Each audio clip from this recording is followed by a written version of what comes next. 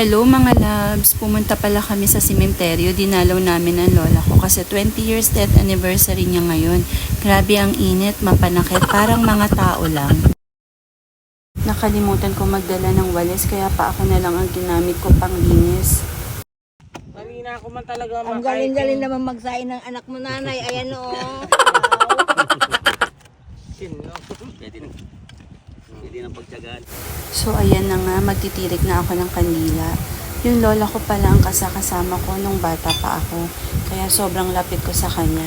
Kaya nung namatay siya, nahirapan din ako makamove on. Sobra kasing mahal na mahal ko ang lola ko. Tignan mo naman ang mga kasama ko, parang nagpipiknik lang. Dahil lahat nagmamadali, nakalimutan magdala ng table and chair. Kaya ayan, sa lupa sila naglatag ng pagkain. Tignan mo naman ang langit, ang ganda. Parang ako lang. Ang sasarap nilang kumain, mga Pumunta pala ako ng car para kumuha ng mating. Para meron silang maupuan. Ako kasi ang nahihirapan sa kanila. So ayan na nga, dala-dala ko na. Halos gawin kong payong ang mating sa sobrang init.